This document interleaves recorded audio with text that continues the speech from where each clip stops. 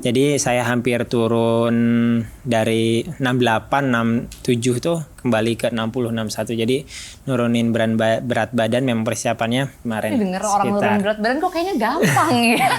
Gampang dengarnya, padahal perjuangannya latihan beratus-ratus kilo. Ini kita yang bertahun-tahun gak turun berat badan kan jadi sebel gitu dengarnya. Padahal effortnya luar biasa gitu.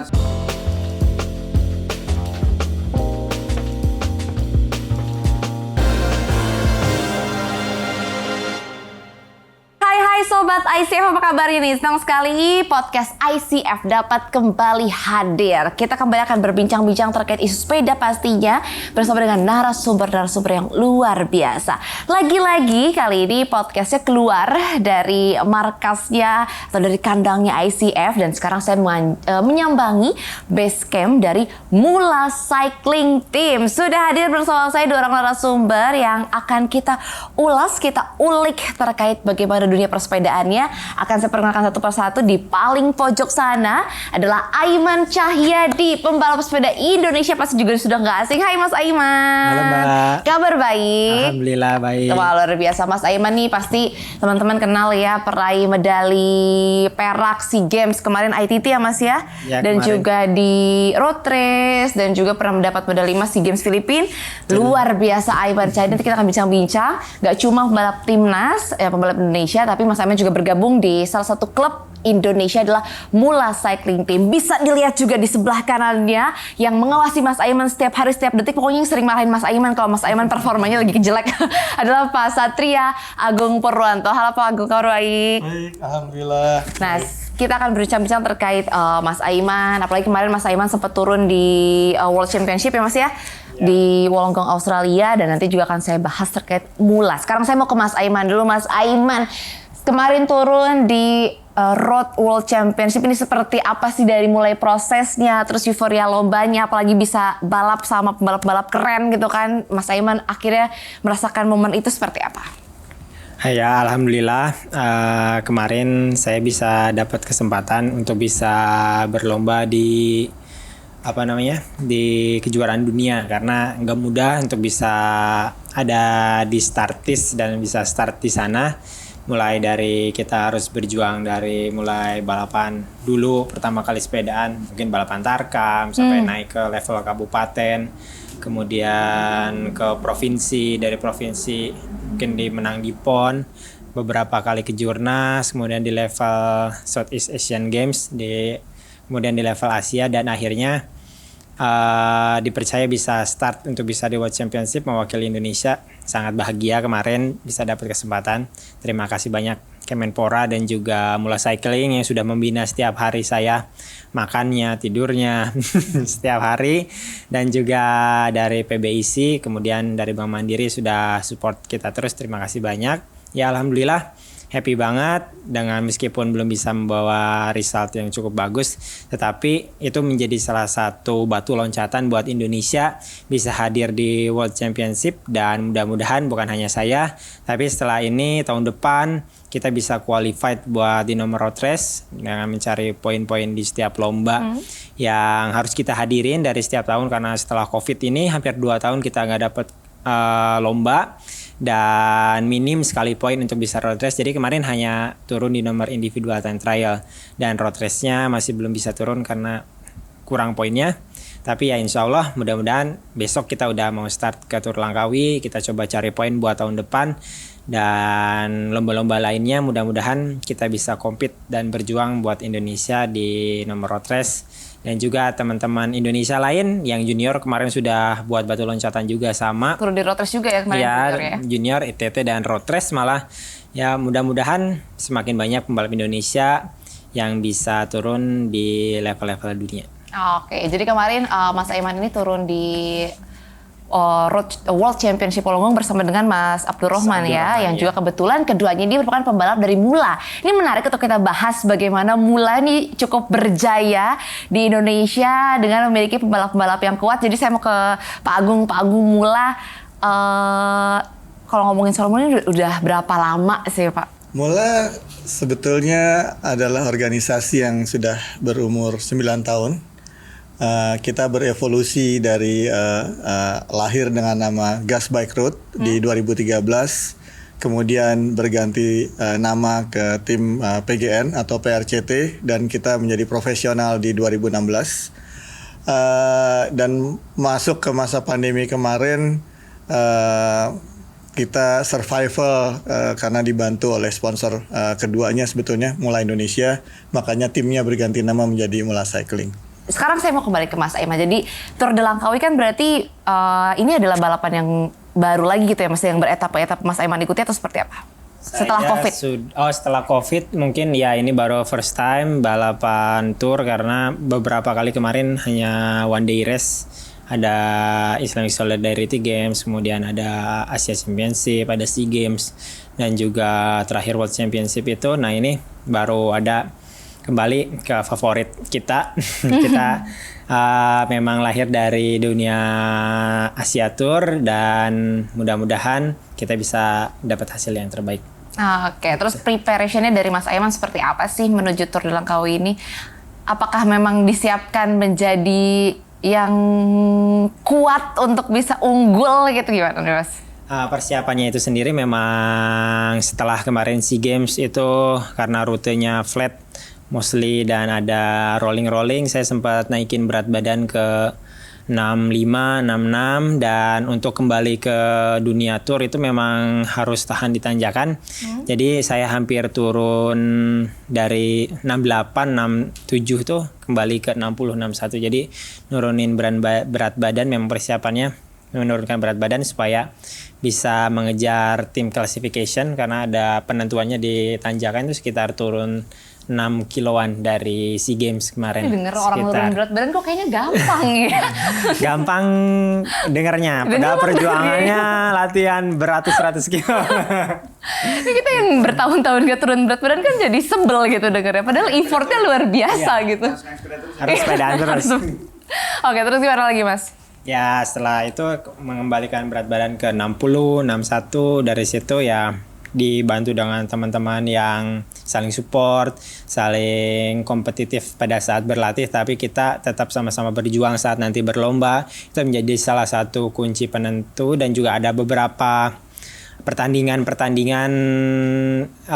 lokal yang membuat kita evaluasi dari kemampuan kita sendiri, kemudian udah sampai mana, sama banyak belajar dari balapan, meskipun balapan tarkam, tapi itu bisa menjadi bahan evaluasi buat kita. Mungkin persiapannya lebih di situ aja. Untuk spesifiknya kita akan mengatur strategi lagi di sana, karena selalu lomba-lomba seperti ini selalu ada momen-momen berbeda-beda. Jadi kita harus banyak belajar dari setiap situasi yang kita hadapi di sana. Oke, terus kalau ngomongin, ini kan udah ada juga ya Mas ya, tim-tim yang terdaftar akan ikut, bahkan gak cuma tim Asia aja, tapi ada beberapa world team juga yang nanti akan turun. Ini seperti apa kalau Mas Aiman lihat?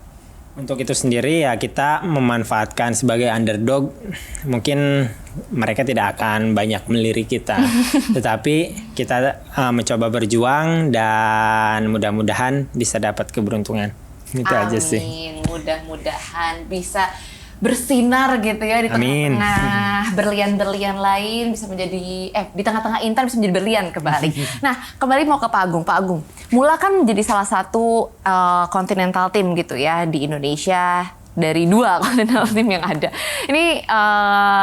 Ini seperti apa sih Pak Agung akhirnya bisa membawa hingga ke sana, dan kekuatan Mula sejauh ini bagaimana? Indonesia punya banyak pesepeda, dan ada beberapa gelintir yang memang bisa membawa nama Indonesia, termasuk Mas Aiman dan teman-teman yang di Mula lainnya. Emang gak sebel Pak? Apalagi kan Mula, timnas gitu punya jadwal balapan yang bareng kadang-kadang. Terus gimana dong? Sebel gak sebel? Jadi gini, intinya buat saya dan jajaran manajemen Mula sendiri, kita berkomitmen semuanya yang utama adalah untuk merah putih.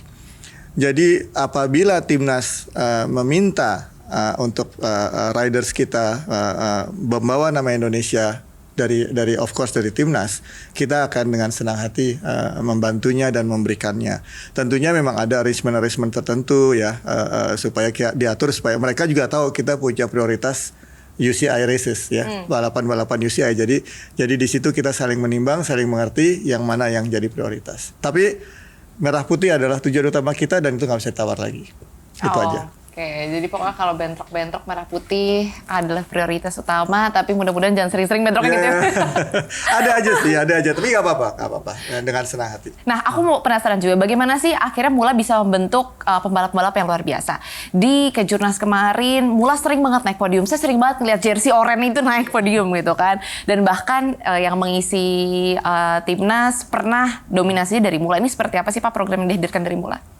Di situ para pelatih ya terutama memastikan setiap atlet kita itu mempunyai program yang sesuai sama mereka.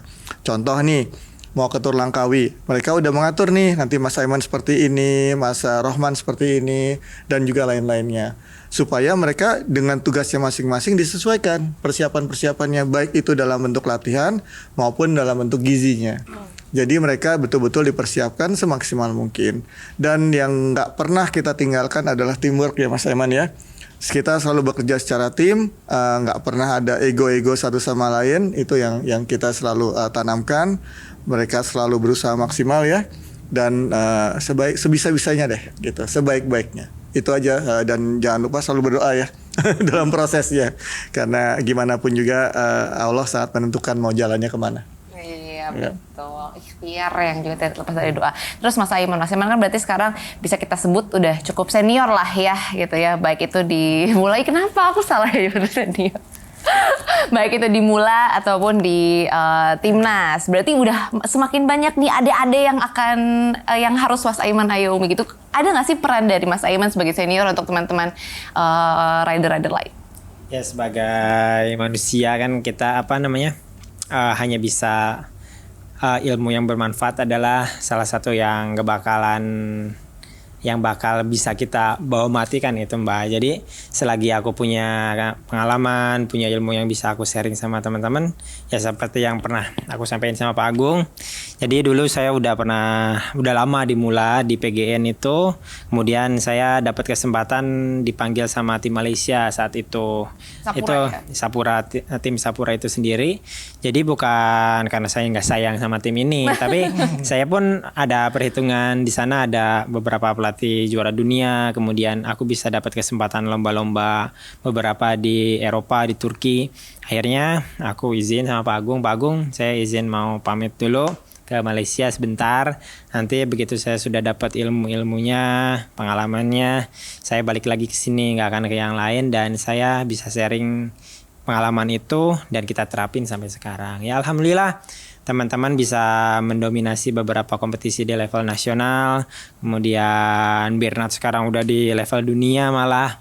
Ya alhamdulillah semua bisa kita saling dengan teamwork dan juga ketulusan dari Pak Agung. Ya, terima kasih banyak. Ya, tambahin soundtrack sedih. Ya kita berjuang sama-sama. Ya bisa berjalan sampai 9 tahun ini. Alhamdulillah. Alhamdulillah. Ini loyalitas yang luar biasa juga ya dari seorang Aiman Cahyadi. Ini sudah tidak terbantahkan lagi. Berarti kalau ngomongin pengalaman bersepedanya luar biasa. Sudah bergabung ke nggak berbagai tim lah, tapi dia sudah ada beberapa tim yang sempat Mas Aiman join gitu. Dan apa sih momen-momen berbalapan yang paling berkesan yang pernah Mas Aiman lakukan?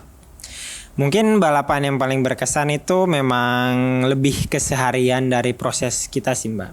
Dari hampir semua balapan ketika menang, semua orang tepuk tangan, setelah itu selesai. Tetapi ketika proses bersama-sama dari kita bukan apa-apa, kemudian bisa menjadi siapa, itu benar-benar perjuangan dari teman-teman yang support, dari teman-teman yang keseharian di mes, yang kita lagi sedih, lagi bad mood, mereka bercanda, kita happy lagi. Tanpa mereka ya aku juga mungkin udah tersungkur atau nggak move on atau mungkin sedih terus. Tapi dengan adanya mereka lebih happy gitu Mbak. Jadi kita bisa latihan fokus dengan mood yang baik. Dengan begitu proses dari setiap prosesnya itu yang lebih berkesan daripada kemenangannya itu sendiri. Luar biasa, words by Aiman Cahyadi. Dia udah bisa bikin program ini nanti ya, Aiman Teguh. Oh, terus Mas Aiman, aku mau bahas juga terkait kejurnas kemarin. Ini kan Kejurnas IRR Mas Aiman, alhamdulillah dapat jersey merah putih ya. Ya, alhamdulillah lagi rezekinya. Iya, dan itu menariknya lagi setelah 9 tahun, betul? Ya, saya sempat jadi juara nasional tahun berapa ya? 2013. 13 berarti kan, 2013 di saat ya. masih awal-awal. Iya, SEA Games kemarin kan juga dapat medali perak. Ya. Gitu. Ya aku nonton juga tuh SEA Games, katanya, parah, Aiman kerja sendiri kayak gitu. Nah tapi ini menarik untuk bahas yang kejurnas dulu sebelum kita ke SEA Games. Apa yang akhirnya membuat Mas Aiman kayak ngoyo banget? Kayaknya harus dapat merah putih deh gitu, jersey merah putih gitu. Jadi kalau waktu itu istriku pernah tanya setelah SEA Games pas kemarin menang SEA Games terakhir di Vietnam tuh mau apa, aku tanya kan. Ini udah menang, aku pengen pakai jersey merah putih aja. Ya udah, aku kemarin berusaha, bahkan pada saat realnya sebenarnya ya udah putus harapan sih sebenarnya. Iya, sempat nggak masuk juga yang itu udah beda hampir 9 menit gitu. Cuman memang course yang dibuat pada saat kejurnas kemarin, dan satu lagi, kalau aku gak menang dapat merah putih kemarin, masa aku pantas gak sih yang berangkat ke kejuaraan dunia itu bukan nasional champ-nya. Lebih ke situ sih Mbak. Jadi aku harus bisa bertanggung jawab, harus bisa menang di situ. Kalau gak bisa menang, ya aku gak berangkat ke Australia. Cuman itu aja sih yang ada di benakku sama ya permintaan istri, request. Sampai akhirnya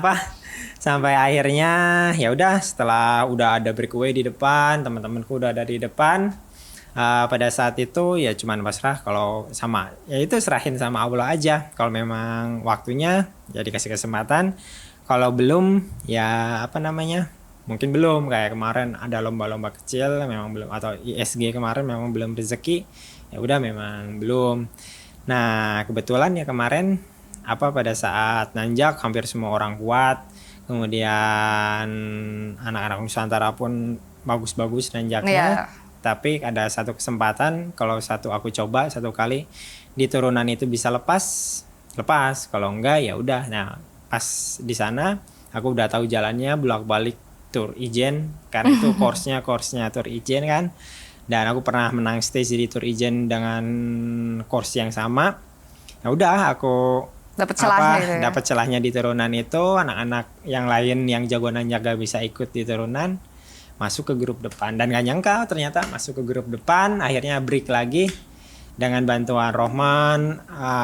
Itu udah head to head antara aku, Rohman dengan Audi. Dibantu Rohman, dia lead out kurang 700 meter tuh, tarikin aku. Audi pun terpancing dan akhirnya aku bisa sprint finish nomor 1. Dramatis banget tahu itu kalau kita lihat foto menangnya ya, dia menyalip di depan istrinya, tepat gitu ada istrinya. Gak sadar. Ini kita sebagai kalau kaum bucin itu kan dengernya jadi deg-degan itu. Aduh. Coba mungkin ada yang tertarik mencari pacar-pacar dan suami pembalap biar nanti bisa minta hadiah jersey. Berarti nanti tugas istrinya Mas Aiman adalah minta jersey rainbow ya, supaya Mas Aiman dapat ke depannya. Mudah-mudahan. Terus Pak Agung, kembali ke Pak Agung. Kalau mula ke depan rencana dan juga target seperti apa sih?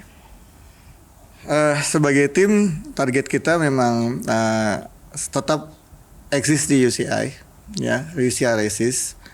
Kita pernah di tahun 2020 di bulan Februari sempat menjadi ranking 8 Asia pada waktu itu. Wow. Pas sebelum Covid habis. Nah, jadi rencana tahun depan kalau bisa pengen ngerival lagi nih. Minimum pengen dapat 10 besar Asia lagi. Kita pelan-pelan meniti menuju 10 besar Asia dulu deh. Nggak usah panjang-panjang. Karena kita pernah di situ, kita mesti ngebalikin lagi. Oke, terus untuk target Tour de Langkawi seperti apa? Ini agak unik nih. Kalau kita ngelihat lawannya, dari depan di atas kertas mah kita udah nggak tahu mesti di posisi berapa. Makanya tadi kayak 22 tim posisi berapa? 20. Tapi saya bilang ke anak-anak, ke teman-teman semua, kita punya target. Pengennya bisa duduk di JC 10 atau General Classification 10. Amin. Entah individual atau tim atau masuk di beberapa secara points, bisa juga secara sprint, secara terserah mana aja. Yang penting kita bisa muncul, nama itu kita ada di 10 besar di salah satu kategori mana aja. Itu sudah menjadi sesuatu yang luar biasa. Menurut saya akan menjadi rekor yang tertinggi yang pernah dicapai di Indonesia. Jadi saya nggak ngimpi nomor 1, tapi saya ngimpi 10 besar. Kenapa? Itu belum pernah dicapai sama Indonesia. Jadi kalau itu tercapai, akan sesuatu yang luar biasa. Mudah-mudahan gitu ya. Jadi 10 besar di apapun lah. Kalau di semuanya juga syukur luar biasa gitu. Kalau bisa General Classification Team, itu udah benar-benar mimpi yang susah tercapai, tapi alhamdulillah. Tapi apapun, makanya saya bilang muncul di 10 itu saya happy. Ya, kita jadi mohon juga ini doa, dukungan dan juga support dari Sobat ICF dimanapun yang menyaksikan. Apalagi Mula pasti akan mengikuti banyak lagi balapan-balapan UCI gitu ya, nggak cuma Tour de Langkawi ini. Mengingat 2023 kayaknya semangat olahraga semakin luar biasa gitu ya Pak ya. Terus selanjutnya ke Mas Aiman. Mas Aiman sendiri, kalau rencana ke depan juga baik jangka pendek dan jangka panjang seperti apa? Mungkin rencana ke depan kembali lagi sama pembinaan teman-teman. Setelah saya mungkin umur antara 35 sampai masuk ke 40. Ya Allah, jangan ngomongin pensiun dulu dong. Tapi sekarang kan masih 28. Tapi mungkin dari sekarang aku mencoba, mungkin di akademik memang udah susah lah. Lebih baik aku mencari sertifikasi dari kepelatihan itu sendiri, dan aku bisa mengembangkan ilmu kepelatihan, terus apa yang aku pernah lakukan, apa yang pengalaman aku punya, aku bisa sharing, aku bisa terapin sama teman-teman. Mungkin kedepannya lebih ke situ sih Mbak. Mungkin ya nanti ada usaha-usaha sampingan itu. Kafe juga punya ya kabarnya ya? Sebenarnya cuma kebun aja, kebun di Bandung, dan itu kegiatan buat orang tua aja di masa tua. Iya, Siap, Di ditunggu. mana Bandung ya? Di Bandung, di daerah Kabupaten Bandung, di Gunung Puntang. Oh alah, cocok banget. Nanti setelah kita ke Pengalengan, kita rafting ya. Udah bikin jadwal. Bisa. Oke, jadi rencana jangka panjang ke sana. Terus kalau untuk balapan-balapan terdekat, mungkin selain Tour de Langkawi ini sudah dapat bocoran gambaran? Mungkin balapan terdekat tuh setelah tahun depan ya, di bulan 4 atau bulan 5 itu udah ada SEA Games lagi. Kamboja ya? Di Kamboja. Bulan 5 ya? Iya, bulan Mei. Bulan 5, setelah itu ada Asian Games di Cina. Mungkin kita akan lebih fokus di nomor track, ada peluang agak terbuka di sana. Kita coba lagi, dan mungkin masih menunggu schedule dari lomba-lomba turnya itu sendiri sih Mbak. Dan beberapa local race dan event-event bersama sponsor aja sebagai tanda terima kasih kita kepada sponsor-sponsor yang sudah loyalitasnya tinggi sama kita. Iya, gitu betul. Iya, proyeksi ke sana juga gimana? Kan kemarin aku juga sempat ngobrol sama Bernard yang juga pembalap dari Mula. Dia punya kans cukup besar untuk ke Olimpik. Kalau dari Mas Aiman sendiri bagaimana sih? Untuk ke Olimpik mungkin kita masih berusaha, yaitu sama kayak ke Jurnas. Jadi kalau aku pengen bisa lolos ke Olimpik, berarti harus bisa dapat podium dulu di Asian Games. Nah, pintunya di situ. Unlock levelnya. Harus di-unlock dulu di situ, baru bisa, mudah-mudahan bisa tembus ke sana. Gitu sih Mbak. Mudah-mudahan ya bisa berjaya. SEA Games nggak udah biasa sih, cuma kan ya kalau harus konsisten gitu ya Mas harus. Ya. Mudah-mudahan bisa emas lagi. Amin. Kali ini Mas Aiman di SEA Games, Asian Games juga semoga emas, supaya kita bisa melihat kiprah dari pebalap sepeda Indonesia berlaga di Olimpiade Paris 2024. Masih 2 tahun lagi, 1,5 tahun lah ya buat ngumpulin poin kurang lebih. Semoga ini jadi jalan yang terbuka bagi Aiman Cahyadi dan juga pebalap-pebalap Indonesia lainnya. Baik, terakhir mungkin harapan dari Pak Agung dulu deh, baru kita nanti harapan ke Pak Said. Terima kasih. Jadi harapan, saya rasa gini, waktu COVID ini banyak sekali orang yang beralih ke olahraga sepeda, menjadi salah satu yang favorit.